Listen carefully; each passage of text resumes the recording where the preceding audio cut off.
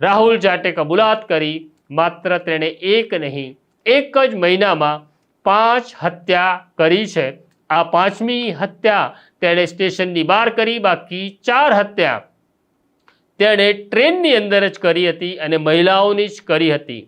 હવે રાહુલ જાટે જે વાત કરી તે જરા વિચિત્ર હતી. રાહુલ જાટ રાજસ્થાનની જેલમાંથી છૂટ્યા પછી તે બહાર આવે છે અને બહાર આવ્યા પછી તેણે આંધ્રપ્રદેશ અને પુણેમાં પહેલાં 2 હત્યા કરી. એટલે કે ઉદવાડાની ઘટના ઘટી એના પહેલાં 15 દિવસની અંદર તે 2 હત્યા, 2 સ્ત્રીઓની હત્યા કરી ચૂક્યો હતો. તે પણ ચાલુ ટ્રેનમાં તેની સાથે દુષ્કર્મ આચર્યું હતું અને તેમની પાસે રહેલી કિંમતી માલમત્તા લૂંટી હતી.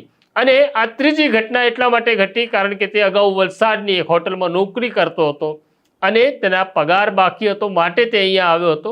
ત્યાંથી જતી વખતે ટ્રેક પાસે તે આ યુવતીને જોવે છે અને આ રસ્તો નિર્જન હતો. એનો લાભ લેવા માટે તે ત્યાં પહોંચે છે.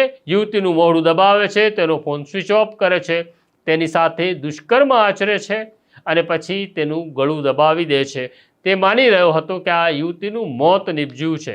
આ દરમિયાન તેને તરસ લાગે છે એટલે તે ઉદવાડા સ્ટેશન ઉપર આવે છે, ત્યાંથી જ્યુસ લે છે, જ્યુસ પીવે છે અને ફરી તેનો ઈરાદો બદલાય છે અને તે ફરી વિચાર કરે છે આ મૃત યુવતી સાથે દુષ્કર્મ કરવું.